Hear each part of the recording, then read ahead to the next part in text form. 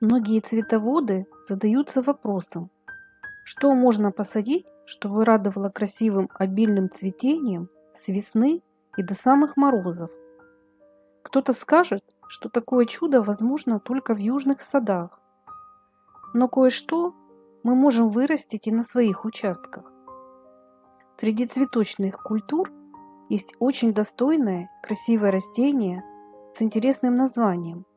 Называется схизантус.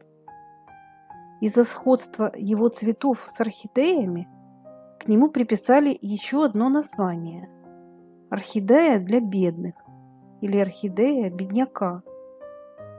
Это растение также зовут цветком-бабочкой.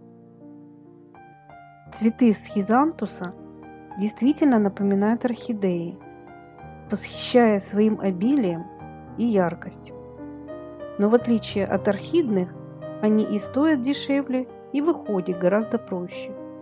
Вырастить это растение при желании под силу каждому. Друзья, поделитесь, пожалуйста, своим опытом в комментариях. Какие долгоцветущие культуры вы можете посоветовать? Я буду благодарна всем вашим советам и лайкам. И не забудьте подписаться на наш канал, чтобы всегда быть в курсе выхода новых роликов о самых интересных и красивых садовых растениях. Схизантус относится к теплолюбивым культурам семейства посленовые, поэтому в наших садах его выращивают как однолетник.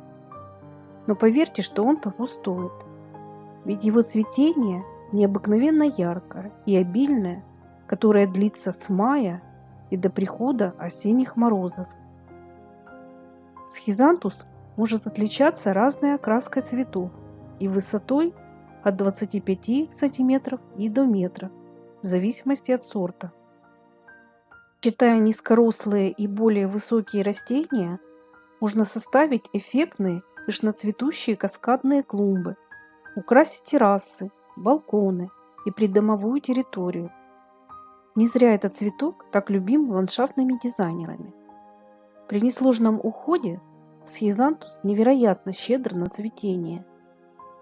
Его многочисленные цветы распускаются вновь и вновь, а лепестки напоминают крылья бабочек или изысканные орхидеи. В зависимости от сорта они могут быть самых разных окрасок. Кроме того, листва схизантуса имеет не менее привлекательный ажурный вид.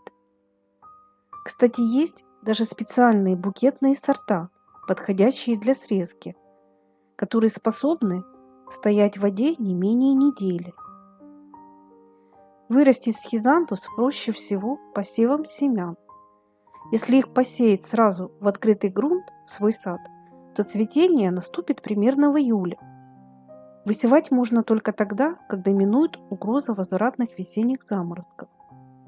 Но если семена посеять в контейнеры осенью, то цвести схизантус будет уже в мае.